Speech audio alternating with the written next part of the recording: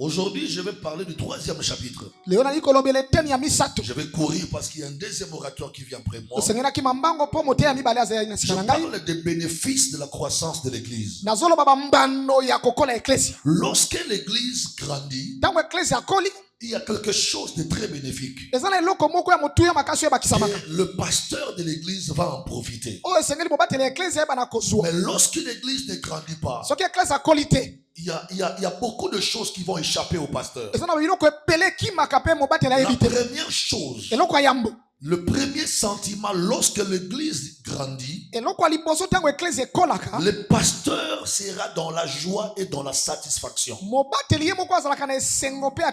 Lorsqu'il n'y a pas de croissance dans une église, le pasteur sera frustré.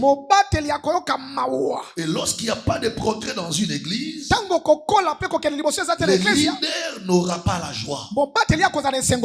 La frustration et le manque de joie peut affecter le message du pasteur.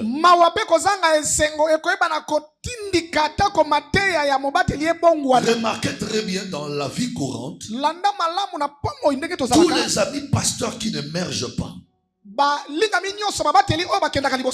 qui ne réussissent pas, il n'aura pas la joie, il ne sera pas satisfait, et par conséquent il va commencer à vivre dans les frustrations. Vous avez déjà remarqué que dans la plupart des cas, les amis pasteurs qui n'émergent pas dans les ministères deviennent frustrés et aigris.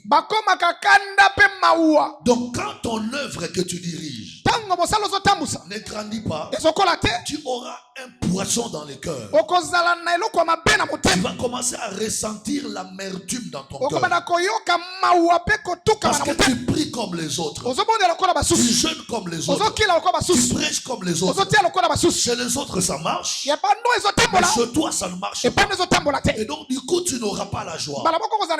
L'œuvre de Dieu paraîtra comme une corvée pour toi. C'est comme si toi tu es en train de faire du forcing.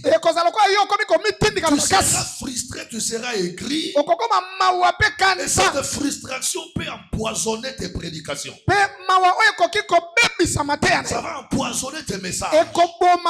C'est comme ça que vous verrez, il y a des pasteurs, le dimanche chez lui à l'église, au lieu de parler de Jésus, il parle de collègues pasteurs. Au lieu de prêcher Jésus, il parle de l'actualité qui se passe dans d'autres églises. Le vrai problème, ce n'est pas qu'il est meilleur que les autres. Le vrai problème, c'est que les résultats que les autres sont en train d'expérimenter, lui ne voit pas ça. Chez les autres, les âmes y vont. Chez les autres, ils construisent. Les autres progressent. Mais quand lui ne voit pas ça, quelque part derrière son cervelet, il se dit, puisque moi je fais comme eux, ce qu'ils font moi aussi je le fais. Pourquoi ça marche avec eux et chez moi ça marche pas? Il va développer une amertume. Il va commencer à changer son message pour vouloir justifier son échec avec des phrases telles que bango ezo simba po bakota ba maison, bango ezo simba po bazana ba je basalaka matiti. Tu vois? Et là, l'homme de Dieu commence à se victimiser. Il prend un revolver, il commence à s'abattre lui-même. Moi, les choses ne marchent pas comme eux. Parce que moi, j'aime la sanctification. Et ils ne craignent pas Dieu, ils trichent. Au lieu de chercher à savoir c'est quel détail qui t'a échappé et que les autres ont découvert. Parce qu'on peut être un bon prédicateur, on peut être quelqu'un qui jeûne, qui prie, mais il y a des petits détails dans le couloir et dans le tiroir qu'on doit apprendre pour avancer dans l'œuvre de Dieu. Quand l'œuvre n'avance pas chez toi, tu perdras la joie, tu n'auras pas la la satisfaction. Là, au lieu de s'attaquer à ceux qui réussissent, cherchez plutôt à s'attacher à eux. Parce que quand quelqu'un réussit dans ton milieu, ne t'attaque pas à lui, mais il faut t'attacher à lui. Parce que là, il peut te dire quels sont les détails qu'il a utilisés pour arriver à vivre les bons résultats. Donc, quand l'œuvre ne grandit pas, la première chose qui va t'échapper, c'est ta joie. Tu n'auras pas de joie. Un pasteur dont l'œuvre n'avance pas n'a jamais été dans la joie. Il est toujours frustré. Et puis il devient méchant. Dans ces messages, c'est diaboliser les autres. C'est critiquer ce que les autres font. La deuxième chose qui va t'échapper quand ton église ne grandit pas,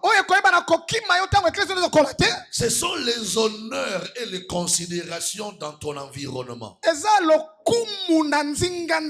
Lorsqu'on est leader d'une église qui ne connaît pas la croissance, on ne bénéficiera pas de beaucoup des écarts et des protocoles des autres. Je vous ai dit hier ici, il n'y a pas de grands ministères, il n'y a pas de petits ministères. Tous les ministères sont égaux. Mais un grand serviteur de Dieu peut exister par rapport aux réalisations dans son travail. Un apôtre n'est pas plus grand qu'un évangéliste. Un prophète n'est pas plus grand qu'un pasteur. Tous les 5 ministères sont égaux. Mais qui est plus grand que l'autre? C'est celui qui a réalisé de plus grands exploits que les autres n'ont pas réalisés. Et quand ton église grandit, tu réalises des exploits. Du coup, tu vas constater dans ton environnement, tu seras honoré par les autres. Tu seras considéré par les autres. Je veux être franc, nous sommes entre nous les collègues pasteurs. Ces protocoles connaissent les rangs de chacun de nous. Ils savent que lui là c'est le leader d'une église qui croit. Et l'autre là c'est un leader d'une église qui se débrouille. Même le protocole d'État connaît ça. Quand un homme de Dieu, une église florissante, arrive dans une cérémonie d'indépendance, le protocole d'État du gouvernorat va lui donner les honneurs et les considérations plus que toi. C'est cette frustration que nous avons devant les catholiques. Chaque 30 juin, quand nous allons répondre à l'invitation, les évêques catholiques sont mieux honorés que les autres. Suivi des protestants, et au Congo central, les représentants des kimbangistes. Mais où sont les hommes d'onction? Les hommes de faille sont où? Ils ont la deuxième, la troisième, la quatrième chaise. Pourquoi? Parce que le monde attend avec un ardent désir la révélation des fils de Dieu. J'ai dit hier, le ministère, c'est pas la cravate, c'est pas la veste, c'est pas les chaussures. Le ministère, c'est le résultat meilleur de ton travail.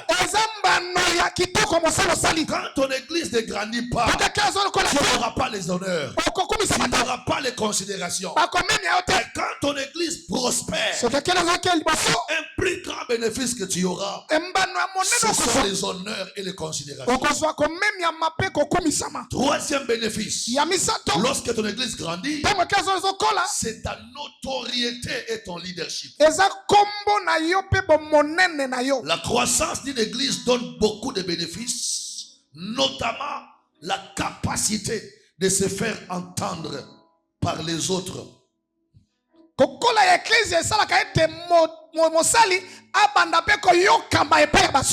Les hommes de ton environnement, de ton temps, te respecteront lorsqu'ils voient ton église grandir, lorsqu'ils voient ton église prospérer. Aujourd'hui, quand tu vas dans les milieux anglophones, tu verras ces grands hommes de Dieu qui ont de méga églises,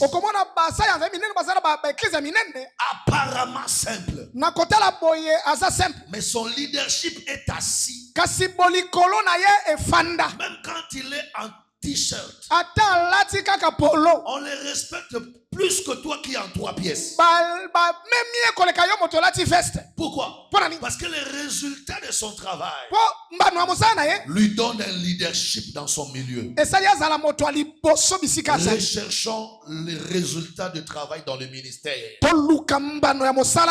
Arrêtons de courir derrière les apparences et les impressions. Fais un travail à fond. Vous avez vu comment hier Jésus était déshonoré par la femme syrophénicienne. Cette femme a humilié Jésus. Sans bien même que Jésus lui parlait des choses vraies. Je suis l'eau de vie. Je suis le pain vivant. Je fus avant que Jacob soit. Tout ça là, la femme ne voulait rien entendre. La femme avait un problème. Jacob nous a laissé le puits. Tu nous as laissé quoi? 4e chapitre. L'importance de l'appel dans la croissance d'une église. Il y a un passage dans Ésaïe 48, j'aime lire ça. Ça c'est Dieu qui parle par la bouche du prophète. Il dit, moi, virgule, moi, j'ai parlé, je l'ai appelé, je l'ai fait venir et son œuvre réussira. Ce qui m'attire dans ces versets, c'est le verbe appeler. Parce que je vais parler de l'importance de l'appel dans la croissance d'une église. Il dit, moi, j'ai parlé, je l'ai appelé, je l'ai fait venir et son œuvre réussira. Ça veut dire à quelqu'un, il faut s'assurer qu'on a reçu un véritable appel au ministère avant de commencer l'œuvre de Dieu. Parce qu'un vrai appelé ne peut pas échouer dans son appel. Si quelqu'un est véritablement appelé, il rencontrera des difficultés, il rencontrera des épreuves, il aura des oppositions, mais rien ne peut éteindre ce qui vient de Dieu. Et quand vous lisez la Bible, faites attention quand Dieu parle de lui 2 fois. Ou quand Dieu appelle quelqu'un 2 fois. Il est en train de jurer. Il dit, moi, j'ai parlé, je t'ai appelé, je t'ai fait venir. Là où tu es dans le ministère, tu n'étais pas improvisé toi-même. Tu n'es pas venu par toi-même. C'est moi qui t'ai appelé. Je t'ai fait venir. Je t'ai amené là où tu es. Et rassure-toi. Parce que tu es rentré dans le périmètre de mon pouvoir. Ton œuvre, non, ton église réussira.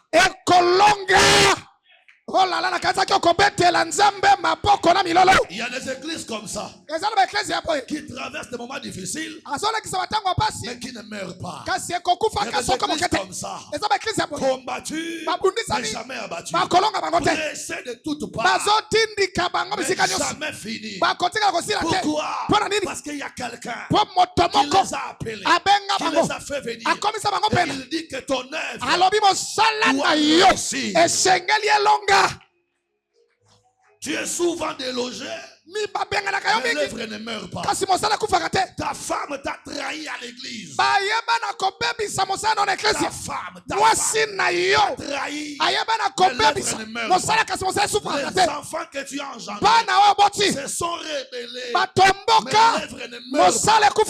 Ton témoignage gaspillé. Mais l'œuvre ne meurt pas. Pourquoi? Parce qu'il a dit, moi, je t'ai parlé, je t'ai appelé, je t'ai fait venir, et ton église réussira. Je voudrais m'adresser au cœur d'un pasteur ce matin. Tu n'es pas arrivé là où tu es par hasard. Si Dieu t'a appelé, tu réussiras. Tu ne t'es pas improvisé. Tu n'es pas devenu pasteur par toi-même. Confirme-moi seulement que Dieu t'a appelé. Si c'est vrai que Dieu t'a appelé, qu'il monte, que ça descende. Alléluia. Regarde. Un vrai appel ne peut pas être bloqué. Un vrai appel ne peut pas être bloqué. À l'époque, lorsque moi je venais ici à Kimpese Lukala, j'ai ouï dire les gens dire à Papa Josaphat, Yoke Kimpese, Moka Bandoki. Est-ce que vous coca? Quand on est venu à Lukala,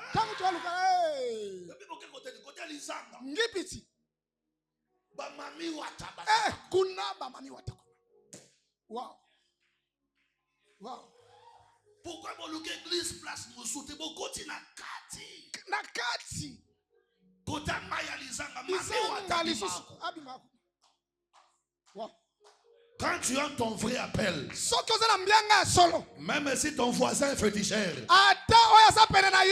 compte de ces jours de mort, l'église.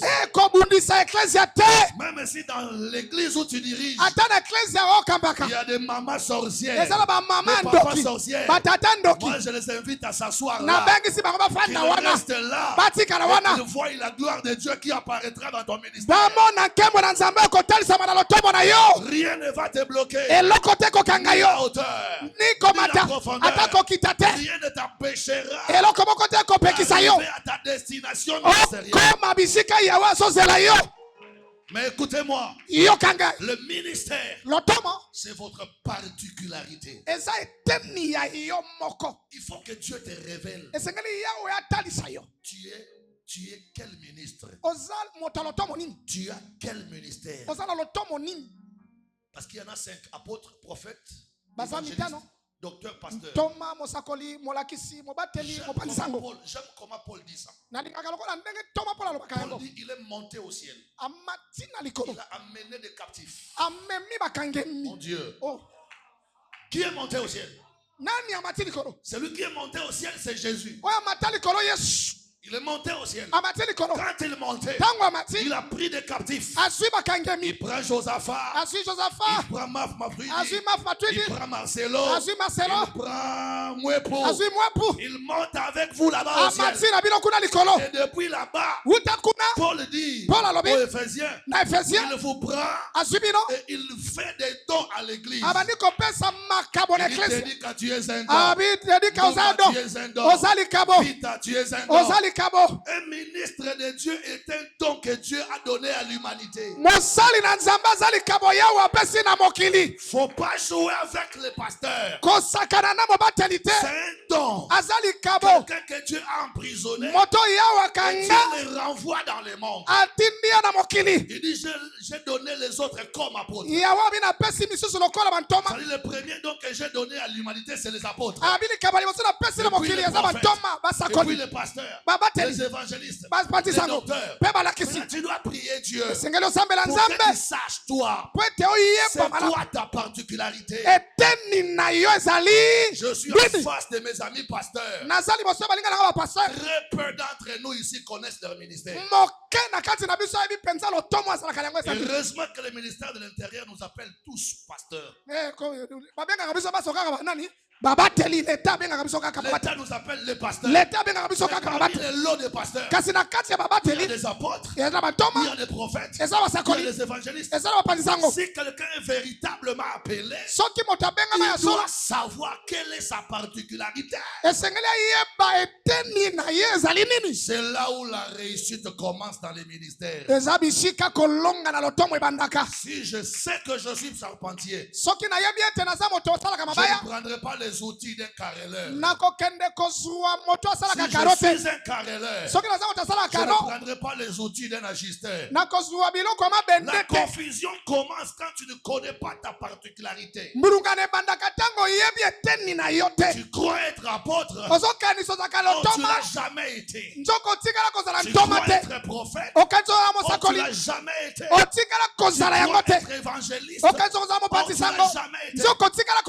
C'est imbroglio, cette confusion, c'est tohu-bohu, va mélanger tout dans ton ministère.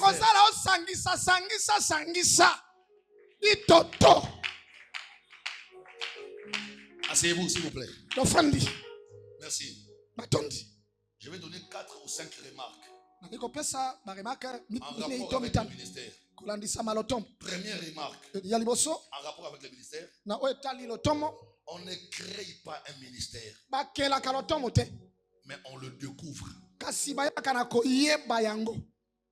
Ne crée pas l'apostolat.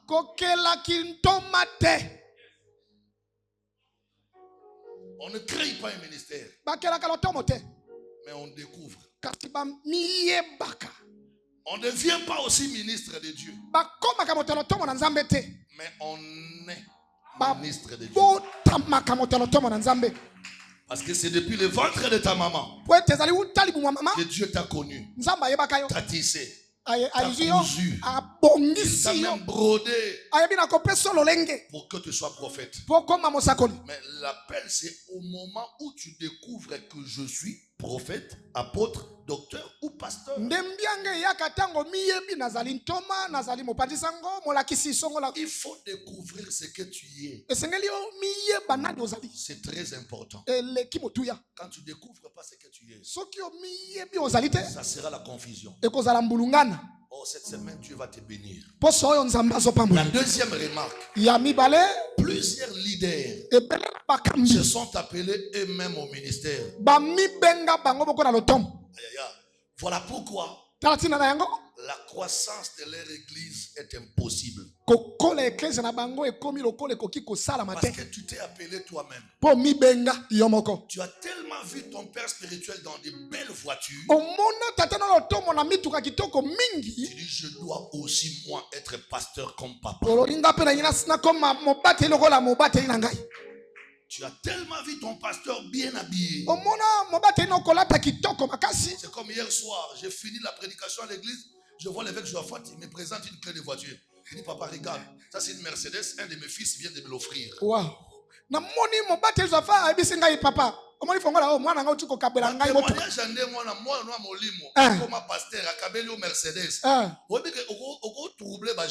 Wow.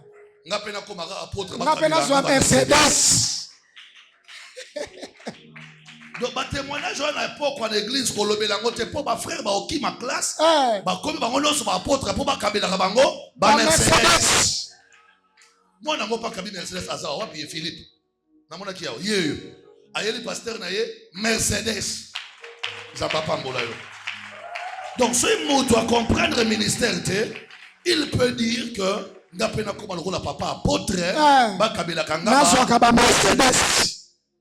oh, si tu n'es pas appelé à ça, tu vas te comporter comme un soldat qui va en guerre à Goma, mais sans que son nom soit reconnu à l'état-major général. L'apôtre Paul dit, quel d'entre vous peut s'enrôler dans une armée de sa propre force. Qui va t'acheter les bottines? Qui va t'acheter la tenue militaire? Qui va t'acheter les bérets? Prends pas tout le monde en charge. Qu'il a appelé. C'est là que Dieu a appelé. Il prendra en charge. La famille l'abandonne. La famille l'abandonne. Dieu n'a fait le père. Dieu ne t'a pas appelé. Tu t'es fait toi-même. Quel est le problème? Allez prier. Vérifiez si vous avez un appel. Parce que le blocage de la croissance de ton église peut commencer là. Tu t'appelles toi-même au ministère. Tu t'envoies toi-même. Prenez quand même un verset avec lequel je vais commencer demain. 2 Samuel 18, 18. 2 Samuel Qu'est-ce que je veux dire, pasteur Benjamin? Je veux dire que la mort d'Absalom était une bonne nouvelle pour le roi David. Quand Absalom est mort, Joab, le général d'armée de David, est en train de vouloir envoyer quelqu'un, un messager, aller annoncer à David que Dieu t'a délivré de la méchanceté d'Absalom. Joab regarde parmi les gens, les messagers qu'il avait dans la cour. Il appelle un jeune homme qui s'appelait Ashimat. Non, il appelle Kushi d'abord. Il dit Kushi, va dire au roi que Dieu l'a délivré. Dis-lui que son fils Absalom est mort. Pourquoi Joab envoie Kushi? Parce que Kushi était témoin de la manière dont Absalom est mort. Il a d'abord été accroché par un rebelle. Et puis après, il a été achevé. Un témoin oculaire, c'était Kushi. Joab envoie Kushi. Mais à côté de Kushi, il y avait un frère. Joab ne l'a pas envoyé. Il s'appelait Ashimat. Il dit à Joab, pourquoi tu envoies seulement Kushi? Envoie-moi aussi. Des gens qui vont en retraite, Nzambe, Benganga,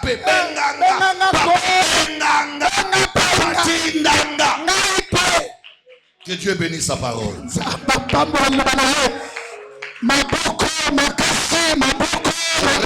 Lève les mains levées pour dire à Dieu merci Seigneur. Nous sommes là jusqu'à vendredi. Prends ta patience.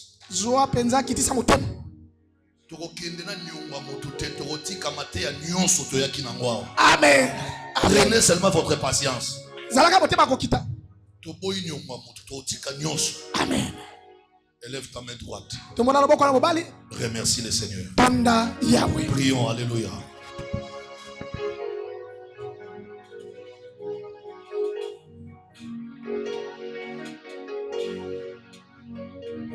Tobo Shantariaba Tomura Mogongo Tonda Nzambe Tokomisio Papa. Merci. Merci Papa, merci. Merci notre Dieu, merci.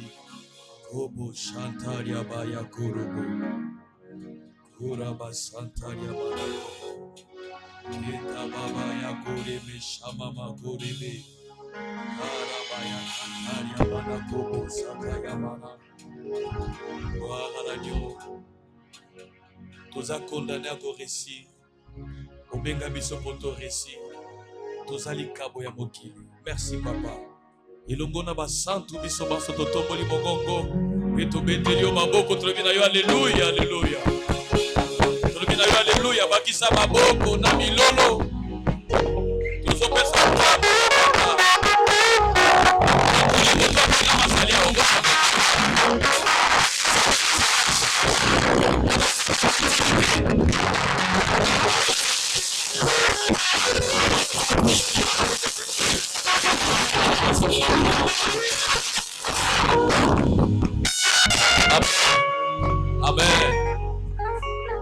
nous a tellement bénis. Merci, papa. Papa, merci.